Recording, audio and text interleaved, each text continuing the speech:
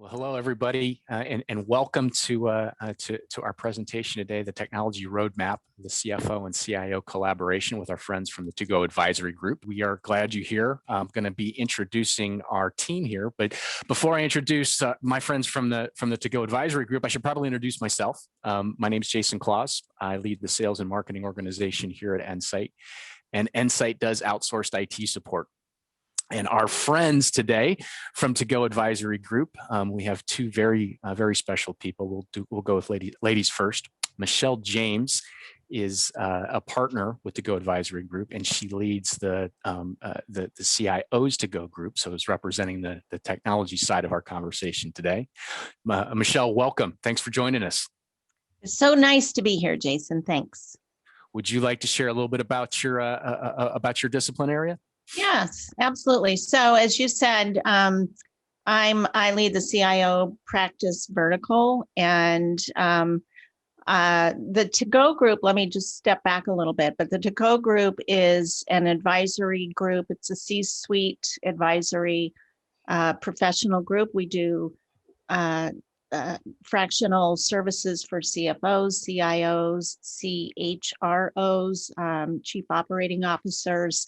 And we actually provide one-stop shopping, if you will, for the CEO or the C-suite as necessary.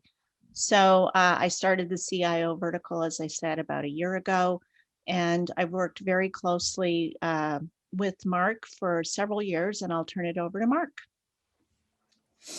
Thank you, Michelle. Good afternoon, everyone. Yes, as Michelle said, we're part of the To Go group.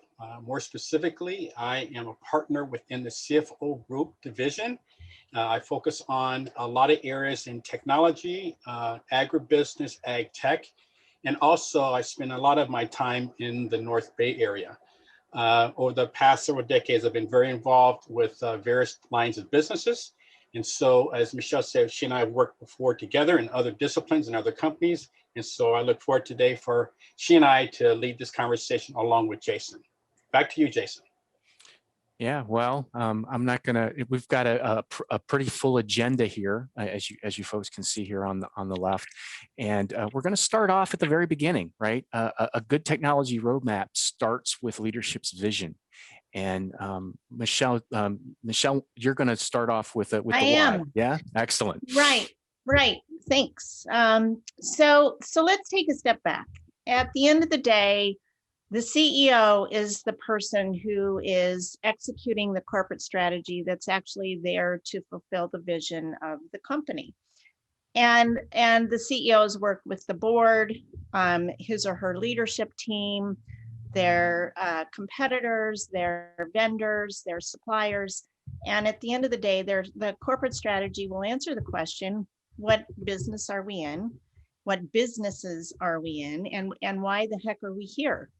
And from that strategy flows a plan and a direction for the entire organization to understand and focus on.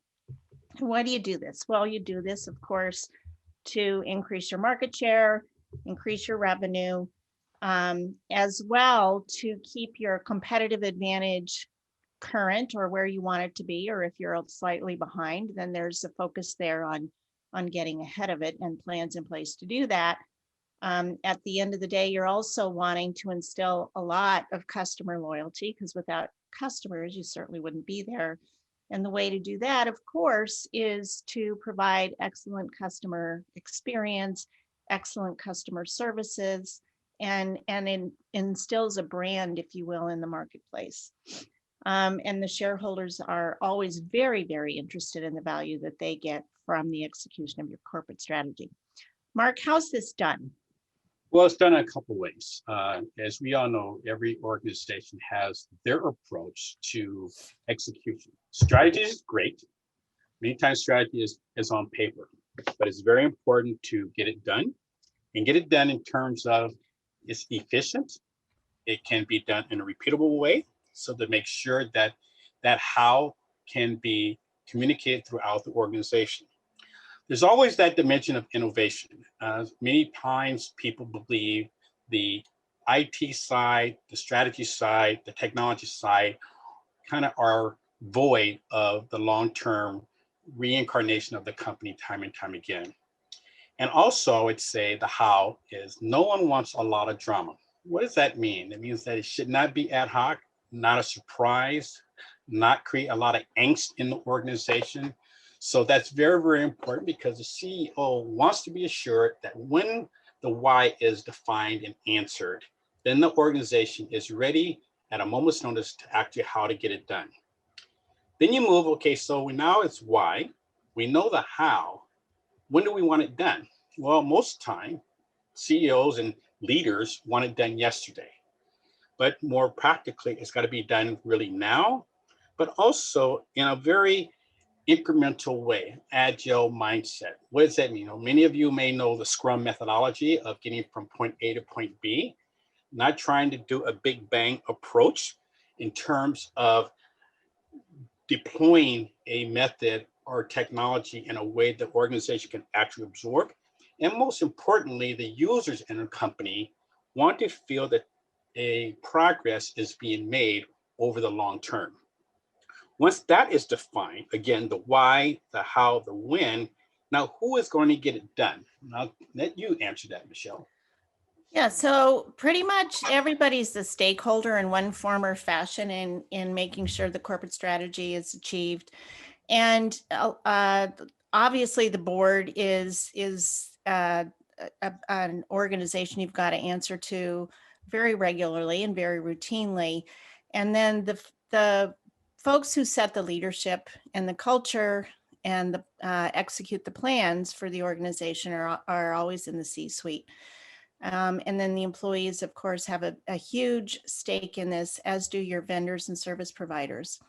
So what sometimes has happened, and what we're going to do here today is, if you take a step back, not all CEOs are created equally. And there are many CEOs, it depends on the market, but many CEOs are quite tech savvy. And if they are, then it makes putting the technology and plans a little easier, if you will, on the organization, certainly on the CIO.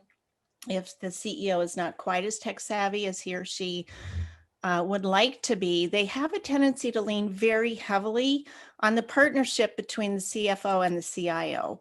So those two functions and those two individuals have to collaborate very intensely together to put a funding model in place and to put an execution plan in place. And a lot of times historically, this relationship is kind of acted in cross purposes with itself, but it doesn't really have to be. So if you go to the next slide, Jason, there's a lens here that when putting plans in place and funding models in place and working with the CFO, there's a balance that the CIO has that they're always trying to focus on. And the first group of that is really at the enterprise level. So it's your perspective of looking out and across the organization and out into the market. And in order to do that, there's a big demand and expectation that you use your technology solutions as a competitive edge. And they're not lagging. They're actually, it's just actually a part of how the business gets their work done, but it's in a very competitive manner. And what happens here a lot of times is there's demand on your current solutions. Maybe there's new ways that the sales operations folks want to put their sales in play, and you've got to now change and modify your current sets of solutions to do that. Well, there's funding that's involved with that. You're also on your current stack, you need to make sure they're current, if you will, with version control, that all the security patches are in, and that, again, you keep up with the backlog of the demands from the business. And then always the cream of the crop are the new investments. It's always really fun to put in some bright, shiny new objects. Of course, they need to make sure that they support what you're trying to do strategically. And again, technology is a strategy enabler. We talked about that a little bit earlier. So the other piece of this that the CIO is very focused on, of course, is security and privacy. That is probably paramount right now in any CIO's organization and mind. Also with the board, the security piece has to be something that's done with the board. It's got to be done with the business. Putting security in place is not just an electronic technical thing to do. And then once it's done, you're finished and you can rest assured. Security also needs to be created with your policies and the behavior and the culture of your employees and your vendors. So that takes a lot of collaboration with a lot of different parts of the business to be able to make sure you can do that correctly. And of course, you've got to assure your customers and your employees and your vendors that everything that you do with them is done in a private and secure way. I used to work in an insurance industry. There's a lot of regulations that you've got to do and be compliant with. Every state has different insurance regulations, which makes it difficult on the back end with the systems because one size doesn't necessarily fit all when you're putting solutions in place. And then at the end of the day, the CIO is always trying to figure out how to maintain and operate their budget in a cost-conscious way. Are they doing it? Cost-conscious doesn't necessarily always mean the cheapest. It just means the most, an optimal way of doing that. You've got to look to make sure you don't have duplication of expenses going on, and where you can eliminate legacy, you really need to do that. On the other half of the balance is the functional side. And very actively, the CIO is working with the business unit leaders and the business unit employees to make sure that the solutions directly align to the business. And you have to start, of course, with the business first. What is the business trying to do? Once you understand what those processes are and you can optimize those processes, then you put the systems in. Data normalization is huge. So if you think about all of the applications that are run in an organization, the fuel that runs through those systems is your data. And the applications are merely a vessel, if you will, for that data to execute itself. And there is a life cycle for data that's got to, again, be identified and acted upon with your business. Because what you're trying to do at the very end of a data flow is to put is to put your reports in place. You can do a lot with artificial intelligence. You can do a lot with preventive maintenance and proactive communications to your customer. So the data normalization, again, has to be done very intently and cooperatively, if you will, with your business. And then every single day, all the employees, all your suppliers expect that you're going to have a flawless, predictable, and repeatable technology delivery, which lends itself to what we call keeping the lights on. There's your first acronym for this deck here. And I touched on this a little bit more, but the functions are always trying to get to a place where you've got data that can help you in a proactive way, and also doing some preventive maintenance along the way in case some bad actors show up. Okay, so let's take a step back. So what the CIO is trying to do and hopes to achieve so that he or she has a fantastic day at work is to make sure that there's what I call 4 building blocks that must be operating very optimally every single day, 24 hours a day, 7 days a week, all year long. And they're building blocks that if they're not running appropriately and they're not running the way they were intended to, then the layers above it can't execute either. So the very first layer is your connection and your device layer.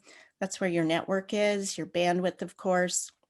And these days when you've got bandwidth that now extends to people's homes, that can cause some problems only because you might have bigger pipes in a physical location, larger bandwidth in a physical location that your applications require. And now if you're trying to execute those applications at home, your bandwidth changes.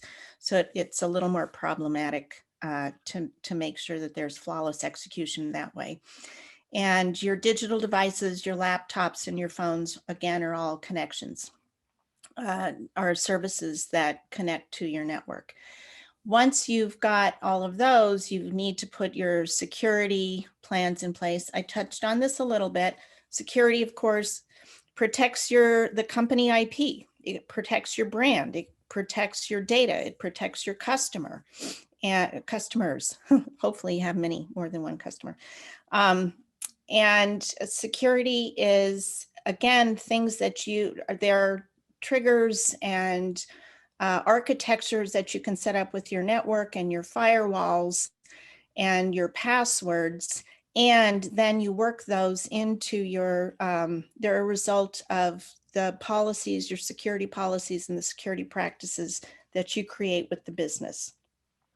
Once your security layer is established, then on top of that, of course, you've got your internal software apps and tools, and those need to be at the current version. From if you're running software either on-premise or off-premise and it's licensed, you always want to make sure that you're running the correct version of the software. Sometimes these things need to be patched quickly. So of course you need to figure out a way to do that. If you've got highly customized software, that's oftentimes a little problematic and can slow down some of your development time, especially on the backlog piece. And then at the end of the day, once those are running very well, then you've got an ability and an environment where your employees can actually run the software and create the reports that they need to actually do some productive operational kinds of activities. So I call these 4 things, next click, Jason, table stakes. These aren't things that the table stakes, these 4 building blocks, are not necessarily items that are that exciting. They're not new, but they're maintenance, and they've got to be tended to and taken care of so that at the end of the day, you can get to a proactive state here, which is a state where you can evolve and innovate. And your technology is just something that you expect and you use. What happens a lot of times that CFO and the business needs to understand, it actually happens all the time. When you do evolve and you innovate, wait, back up 1 second. Thanks, Jason. When you do evolve and innovate, the funding for that ends up going back down into the stack below. And then by definition, it's just a circular chain here. You then incorporate your new innovations and your new evolutions into your table stakes mode. And then that leaves room for more innovation as time goes on. Okay, next slide. So, competing demands for technology. At a high level, every function in the organization has requirements of tech for the most part. These are just representations. You've got, your engineering folks, you've got your supply chain technology demands in marketing, although I can't tell what color that is, your demands in sales and customer service. And you'll see here a slice for IT. IT also needs its own sets of tools and applications to run itself so that it can run the rest of the organization. So all of this is glued together with security and risk management. There's an expectation, of course, that that IT provides the security and risk management for all of these functions that the organization needs. So I kind of put a little framework in place for what a CIO is faced with for funding and what the business expects from technology. So Mark, tell me what you see on your side of the CFO sword, if you will. Sure, Michelle. Thank you for that overview. I would say the big picture, all organizations and functions within an organization strive to be better. It's a continuous mandate in any organization. And Jason, move forward, please. And you can see that in general, when you use the term CFO, uh, just like any functional organization, generally people will say just the finance component. But as many organizations, depending upon the size, the CFO may do more than just finance centric type of activities. It could be strategy, risk management, compliance, legal. So, but in this context, it's really on the financial arena. And what you see, the CFO is challenged, like many other organizations. How do I get from where I am today to a better state? And what you see is that the current state, we have a pyramid at the bottom, not too dissimilar to what Michelle shared, but a different type of hierarchy. Transactions, that's the day-to-day work, financial reporting and the financial controls to make all that happen. And then there's a little bit of time that can be dedicated to really what the CFO is expected to provide is performance analyses and forward-looking insights. So that challenge is how do I invert this pyramid to redeploy those finite resources? There's never unlimited resources in any organization, and reallocate the available resources that's something significant, that's higher proportion of value add activities. So what does that future state look like? It looks like let's get rid of those low value areas and add value. And that is what you see at the top of the pyramid. So you can see down at the base that illustration transactions should be at a much lower level because that's just getting the work done. A little bit more time from the transaction level work to financial reporting and controls.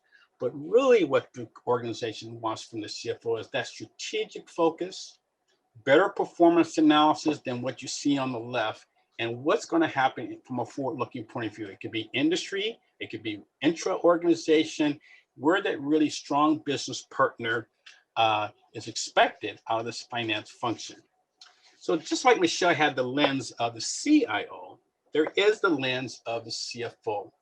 And at the enterprise level, that CFO is expected to provide a strategic financial model for the industry, and not just KPIs, but what does the cash flow, what's the debt structure, what's the capital structure? Because you have organizations within the company that really want to do more and they need resources. And those resources have to be based upon some type of consistent return on investment. And as we all know, return on investment is not always dollars. It could be a strategic, it could be mind share, it could be intangible. However the organization defines it, it should be consistently applied horizontally throughout the organization. Another enterprise mandate of the CFO is make sure those financials that come out of the organization are materially accurate. Not down to the penny necessarily, but just enough to make sure the organization can be compliant and also provide good decision-making capabilities and platforms for the organization. And then there's the operational process effectiveness.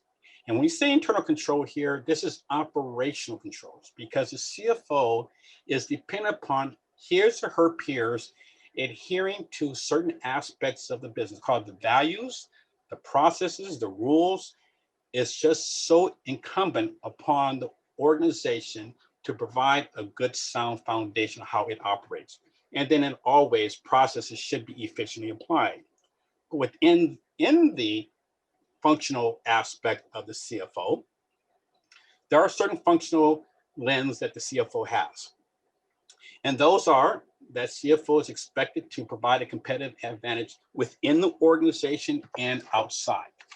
And you saw a previous slide about transactions. How can you get that transaction, or call it that lower level of the hierarchy within the finance, increase the speed? Is it optical character recognition? Is it repetitive process automation? Is it artificial intelligence? Is it a better ERP and other tools the CFO uses to provide that competitive advantage? And then there's the issue about enhanced financial decision making and reporting, not just within this function, but also providing its business partners, where you have business intelligence. It could also be areas in terms of dashboards that you see in the enhanced decision making process area, and AI. And then, of course, every finance organization has to have a solid basis of financial internal controls. It's like what Michelle used the term table stakes. Well, that's the price of entry in terms of running a finance organization, and also making sure there's compliance to laws and regulations within that organization. So when you kind of combine this enterprise and function, there gives rise to how do you balance all these issues between the CIO and the CFO? Yeah, and that brings us to kind of the different challenges that we really kind of uncovered as we're putting this presentation together. And Michelle, you kind of foreshadowed the first one with the Keep the Lights On acronym. But the two different discipline areas, they have different nomenclatures. And let's bring you back in here to talk about that a little bit, Michelle. Yeah, so this is such an it's a slippery slope, and it's an easy thing for tech people to fall into, is their buzzwords and their acronyms. Although Mark used more acronyms in his prior slide than I did. So just saying, but the real issue is, and I think this is really hard sometimes for tech people to do, but you've got to minimize the buzzwords, but speak in the language of the person who is listening to you. And if that's the CFO, then, there's a lot of discussion and conversation that's got to be more from the what is the CFO trying to achieve at the end of the day, and not interject, tech speak. And it's also what ends up happening is it's human nature, where people just want to get their thought in without really listening and having a dialogue with the person on the other end. There's probably so many remedies to this. But I know on the tech side, it's very easy for us to fall into our little world and our answers that are coming from our own perspective without taking in the needs of the CFO. That's good. Mark, let's bring you in here on this one too. You had some thoughts here as well. Well, Michelle talked about funding, and every organization who want to do better, they need resources, and those are financial resources. And so how does an organization allocate those limited resources around the table, if you will, that reports to the CEO and of course their subordinates too? And we find that benchmarking, not a panacea, but at least it's a starting point. And we'll talk about that a little bit later. But at the enterprise level, depending upon the industry, you can be in the food and beverage industry, you can be in the tech industry, financial services. Every CEO wants to be competitive within that industry. And that competition can be market share, and many times it's the financial model. And then that financial model, when I say financial, what are the expenses, the debt structure, the multitude of benchmarks, but that has to be defined. So then the CFO can communicate. So when I say discrete or functional level, let's pick IT for a moment. So how much should we spend on IT? And the answer is always, it depends. But you have to start at a point where the organization is. And so if the CFO can say, listen, given our industry, given where we are, our evolution of our business, this is where we are, and the organization gets behind that, at least the leaders, then as resources are allocated around the table, people have a defined model, and it lets the person, in this case, the CIO, know that, okay, I have this amount of money, here's what I'm going to spend of keeping the lights on, or the stack that Michelle talked about, and how much I can spend in terms of the innovation side as we evolve the enterprise going forward. Mark, can I make a comment on this? Please do. I think also the funding model, it fluctuates. So there are times when an organization really wants to spend more than what your benchmark dictates. in any organization and sometimes in tech, as long as there's a plan to throttle it back down to normal levels once that investment is complete. I agree. And I think if you take that one more step, let's say hypothetically, the model at the maturity stage says IT should have $100. But now the company says, no, but we have to do X, Y, and Z. And IT says, well, I need $150. I'm using this rough, we can add zeros later. Right. That just means the other part of the organization says, well, Michelle needs another 50. Then how do we get that other 50 in the organization? Because there are finite resources. So how does that happen in a constructive way? And it gets down to prioritization. You're absolutely right, Michelle. It's all about how do you allocate based upon the strategy of where the company is today and where they want to be tomorrow. Right. Yeah, That's really good. The other, the one that we kind of came up a little bit later in the conversation as we were going through this was that there's a wrinkle that gets thrown in here when the IT organization or the IT leadership structure is subordinate to the CFO. And Mark, I think you were the one that led off with this. You can bring you in here on this one. Yeah. This is a fun one in a certain way, and some days it's not so fun. So when IT is, when you say subordinate, it means that when IT is within the CFO organization. You find, depending upon the size of the company, if a company comes of a measurable size, the CEO, the CFO, and the CIO will report to a leader, and call it the CEO just for keep it simple. In other organizations, the finance person may have IT within that group. And there's a perception around the table, meaning the other functions, marketing, sales, manufacturing, R&D, engineering, says, I can't get my work done, my IT agenda move forward because the finance function is supporting and becomes less strategic in perception. And so how do you mitigate that concern? And you can create a multi-function IT steering committee. It may sound bureaucratic, but it's really necessary so people feel that they're getting heard and there is a consistent mindset of that it's not siloed, that it may just be a leadership issue, but that CFO would need to make sure that he or she has ears wide open, listening to other functions so the entire IT strategic direction can be realized. And I think what's really important in this, especially for smaller organizations, is having a multi-function, maybe it's just, you just call it a multi-function tech committee, whatever it is, doesn't matter what the label is, but it gives the rest of the business license to talk about tech.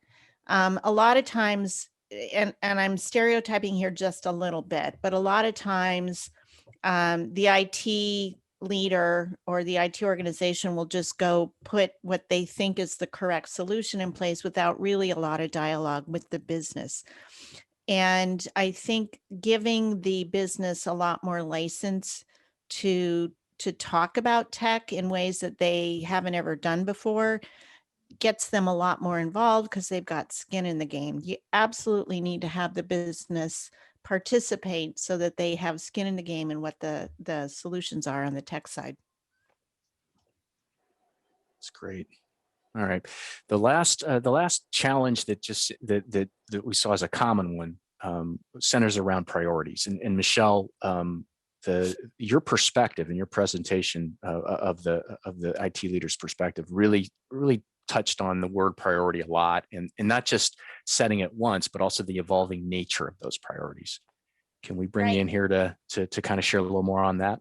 Yeah, no, this is a big deal. So again, I'm a real firm believer of getting skin in the game with my peers, communicating what the IT priorities are, and figuring out what is the right process for setting those priorities.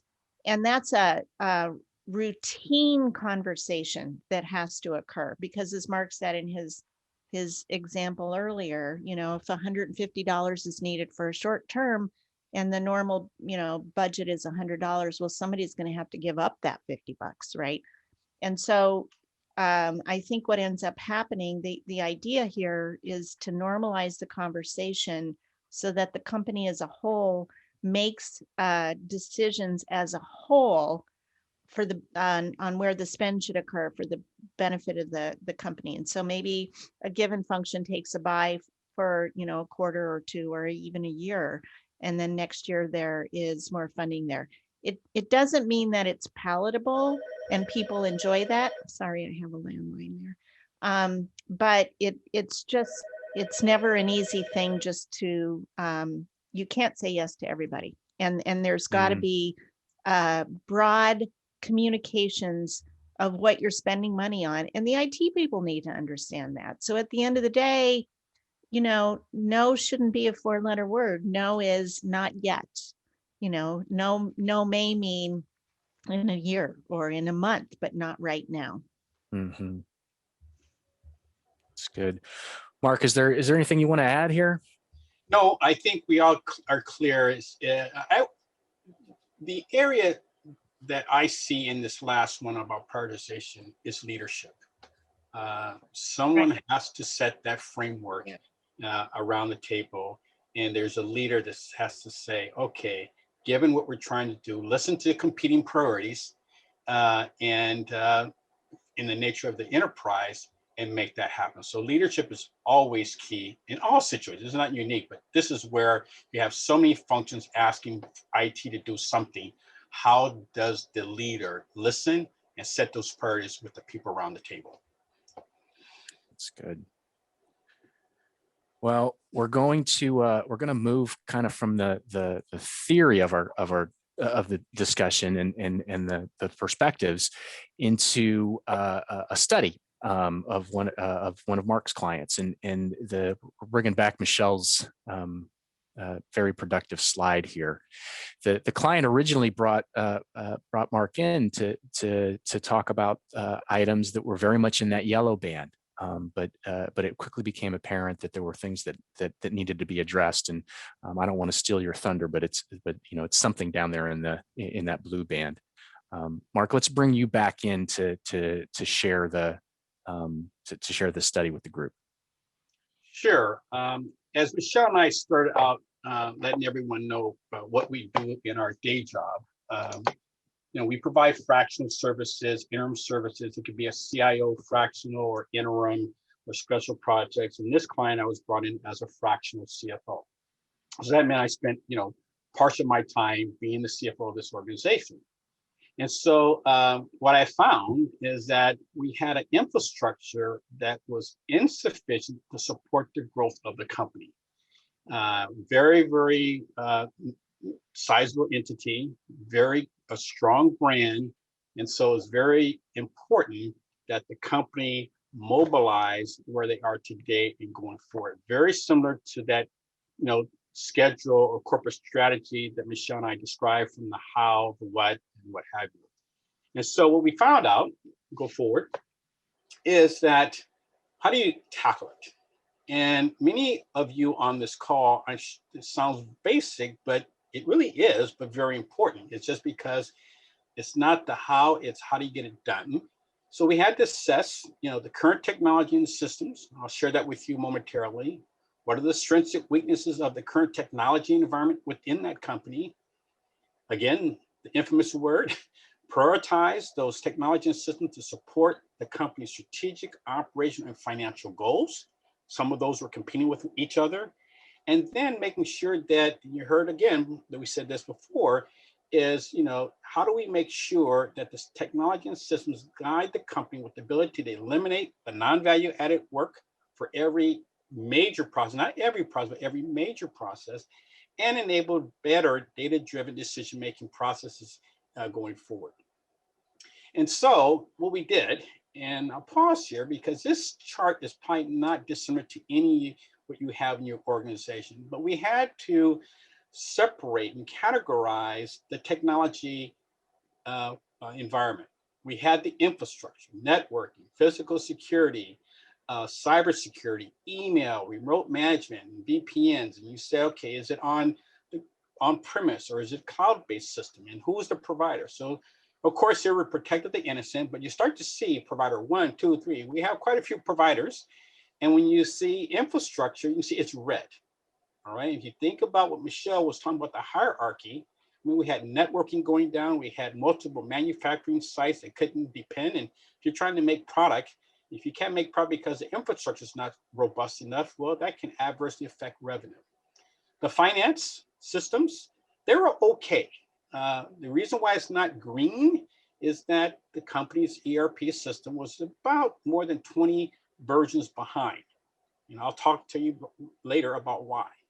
Sales and marketing, we deemed it green. Now, green is in reference to item 1 and 2. Sales and marketing was said, no, we need more, but it goes back to the prioritization. Given where the company was, to mention that they had a lot of outsourced, CRM was outsourced or on in the cloud.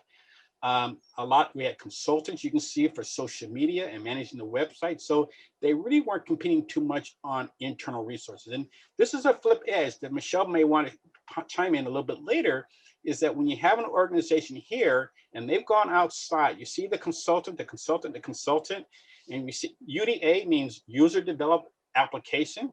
What does that mean? Basically Excel, all right? So sales and marketing was green, finance was yellow, and infrastructure was red. And we're going to continue on with operations. Operations was red, all right? And you can see they had various providers there. You can see in terms of forecasting, production planning, procurement, quality assurance, and quality control, what they use for business intelligence. So you can see it was quite of a big hodgepodge of activities, but their issues were different than infrastructure. You'll hear later, the operations area was really about discipline, lack of discipline in using the ERP system as designed. And then 5, people was yellow. We had a good people system, an HRIS system, but we found really the HRIS provider in terms of benefit administration, human resource management, compensation managing, goaling, workers' comp, and timesheets for the production people. It wasn't perfect, but we got by. And that was really because the fact that it was not as critical application because the HRIS system was in the cloud or outsourced to another provider. So what did that tell us? So we had these 5 assessments, and there's a lot of more detail behind here. But what we found out was, what did this result in? So how do we get to green? How do we get from red to green? How do we get to yellow to green? The first thing we said, well, how much money are we spending in IT? Well, there are a lot of benchmarks out there. And in this case, we looked at the benchmark for manufacturing companies in the food industry, in the food industry, food and beverage industry, excuse me. And we found that, on average, and this came from Deloitte, I want to give them accolades for that, and they do a very, very good job. They said, well, on average, you should be spending about 2% of your revenue on IT. Well, look at the numbers here. The company spent 0.2%. So why should we be surprised? So what was the solution? Well, being the financial person there, we said, okay, let's put a roadmap together over a period of time. Remember, Michelle asked me about how do you get that? They needed the 150 in this case. Well, we didn't have 150 all. We can give it all at once. So we said, let's get to industry average over the next 3 years. So we solved that. All right. So we changed the budgeting cycle to make that happen. What was the next thing? Well, the infrastructure. How do we get that to green? Well, the provider that was used just did not have the scale for the company. And we said, how do we solve that? Well, we put a competitive bid out there. We need a new provider. And we went out to 3 companies. And I put in green. Insight was the company that prevailed. And Insight did not prevail because of cost. Because we had the other provider was a very, very low cost. But look at it. Remember, we had red as an assessment. So we had to fix that. So Jason and his team came in with the president and sat down with the CEO, sat down with the management team. When I say the VP of sales, the VP of manufacturing, the founder, and became educated on why we had to change our mindset on how you deploy a more robust infrastructure. So that's how we solved that one. Then finance. Remember I told you about we were yellow in finance because I was being generous here, but we're quite a few ERP upgrades away, very behind. Company, as you all know, you get a call from that salesperson at the ERP vendor, you need to renew, you need to renew. And the company said, well, we will renew next year. Yeah, we renew next year. we'll renew next year. Well, we had to stop that. And we upgraded to the current version. Fortunately, we went from on-premise to off-premise. So that was a success, but we had to upgrade, and that took resources in the organization to make that happen because, as you all know, ERP is just not a finance role. Even though it was managed by finance, it had to be managed within the organization in good leadership. So that's how we solved the finance one. Then operations. We saw we had red in operations, but operations was not red because of systems. It was red because of not adhering to key processes. If you don't have, we all know that ERP is only as good as people use it. So what do? We created accountability at the C table. We had the VP of manufacturing says, hey, your team really need to subscribe. And nothing, it gets down to the basic areas of not closing out production orders. As boring as that seems, if you can't rely upon what happens in operations, and you have inventory control challenges, you have bad financials, and you have leakage in the organization. So the good news is there was a lot of support from the VP of manufacturing once he understood what was happening in the operation. And then lastly, I talked about yellow in the HR area. We had a very good HR provider, IS provider, but the company HR leadership was not at the same level. And you've all seen this probably where you have a vendor that outpaces the user. That can be within the company or outside the company, but they have to be on par. So this company leader does not have the resources to be able to talk about, hey, this is what we need to change in the RS system so that we have a better employee experience and they use it. So what do? We engage the HRS provider and said, listen, be more proactive, provide better service, and we need you to be accountable that you're just not a vendor, you're a partner. So, as simple as this may seem by 5 bullets, there was a lot of work behind this, but at least we're able to come to a point of view that now we're on a roadmap that everyone knows how much we need to spend, where we need to spend it, and how do we start changing the dollars allocated here to that area that Michelle talked about for innovation and evolve the company as it goes forward. Mark, just curious today, where is that company? Are they still within that 3-year yes. ramp up time? Well, sort of. And I say sort of because this funding model was done pre-COVID. All right. I So see. it did have an impact. Revenue, as every company has had a challenge there. Not every company, if you're in technology, but in this company, food and beverage companies have been challenged because of that. But the good news, Michelle, is we still were able to allocate. And I would say that from a strategic point of view, it's definitely on par. And then are the business unit, is there some kind of a structure, a steering committee, a technology forum where the business people chime in on what they're wanting out of tech now?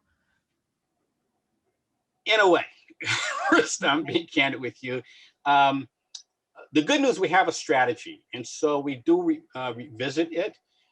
Is perfect answer? No, but the good news is it's on paper, and we do revisit it. And says, we're a little behind, but honestly, Michelle, the COVID-19 issue had a pretty big impact. But the good news is it's documented, and when we did the plan for 2021, we did take all that into account. So we're probably 1 year behind because of our current pandemic environment. Okay, got it. Great. Whoops, I got ahead of us here. So, guys, before we get to our questions, the one thing that just kind of jumped into my head was if you go all the way to the beginning of our talk today, Mark, you were talking about how do we get it done, right? And the agile nature of the team working together, right? I think in your example here, COVID's one of those great nemesis that requires everybody to be agile and rethink, but the client didn't have a process for that to begin with, and does now. Am I understanding that right? Yes, so very good. Yeah. And it's very helpful because of course we gave everyone the elevator picture today, but it was pretty extensive, very involved. The steering committee that we had to bring everyone in everyone had a voice. I think that was a big takeaway. Michelle and I have been saying that in different ways throughout today. But everyone had a voice at the table. They understood the impact on how certain decisions had to be made. They understood the funding model. So it became a, clearly in this case, from concept to reality, it did work. And not to mention, the leadership. The leadership said, yeah, we understand this now. We understand that we may have been in quote unquote default in the past, but that's the past. At least we have a direction going forward. Yeah.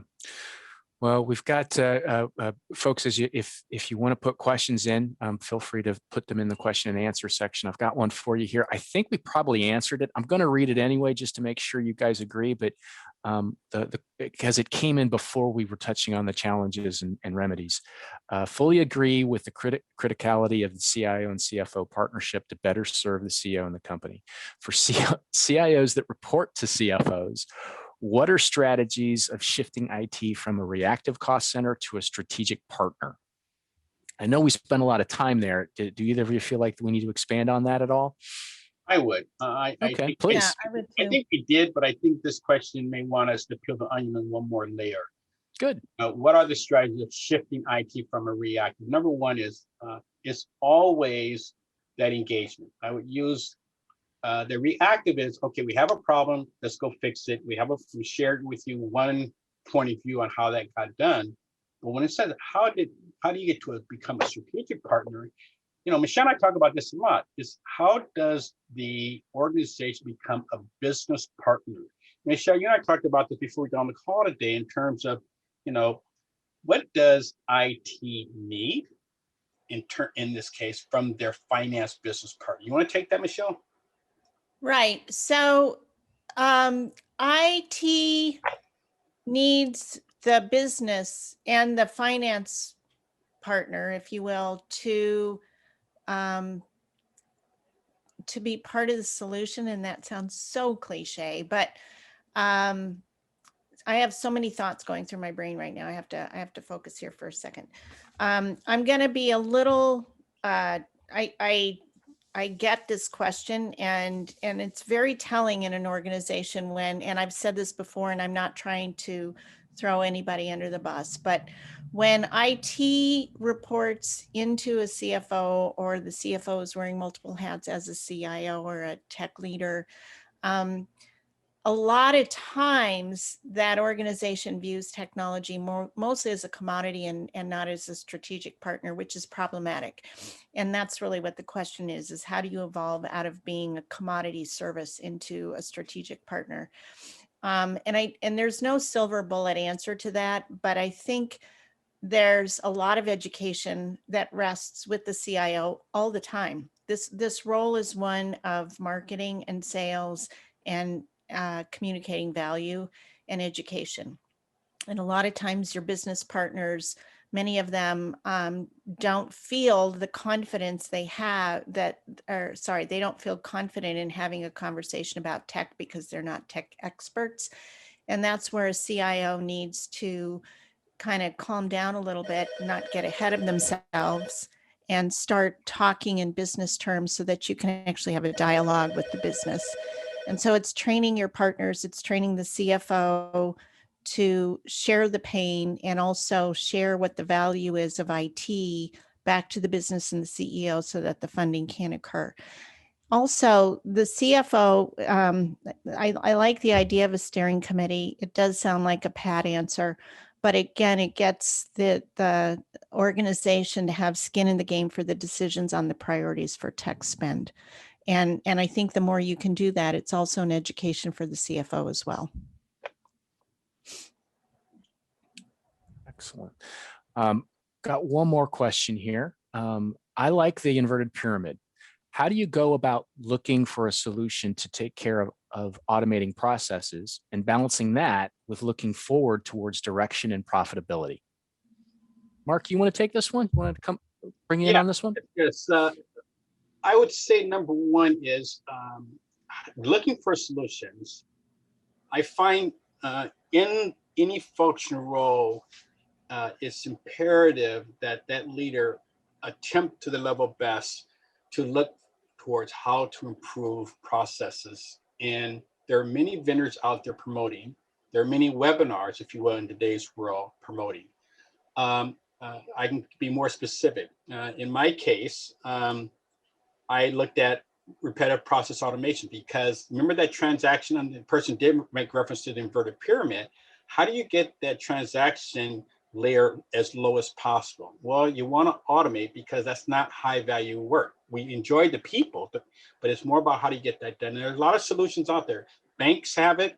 So I would look at, given a area, call it accounts receivable, accounts payable. It could be business intelligence. How do you automate that?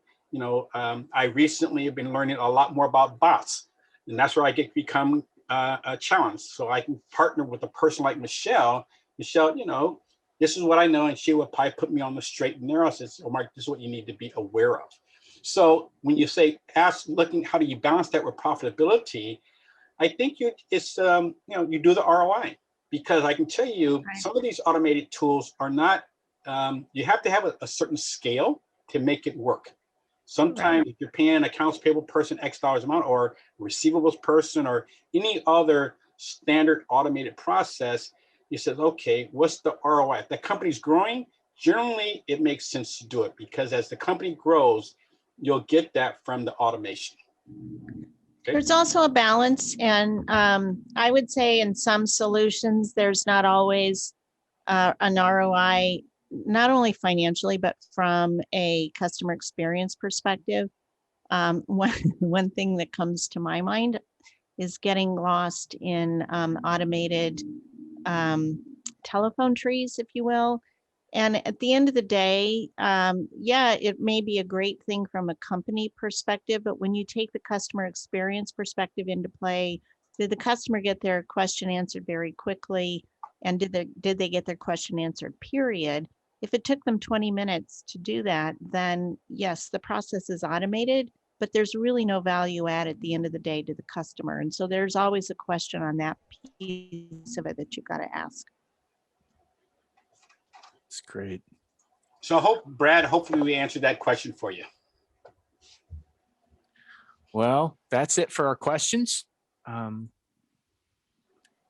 Thanks everybody for making time again out of your day to spend some time with us to listen to Michelle and Mark share their perspective. I really appreciate you guys joining and making the time to create this for us. Michelle and Mark, we really appreciate you. If you would like to, if as you've been going through this, you're thinking to yourself, these people really have a lot of experience, and I could probably go for a cup of coffee with them or something like that. We've got some contact details there. Mark, Michelle, I'm sure you guys wouldn't, it would have to be a socially distant coffee, unfortunately, right? But they should reach out directly to you at the contact details there. Yeah? Sounds great. Yep. Perfect. Thank you. All right. Thank you everyone for coming in today. Thanks, Presley. Yep. Thanks. Everybody take care. Have a great afternoon. Bye now. Bye. Bye.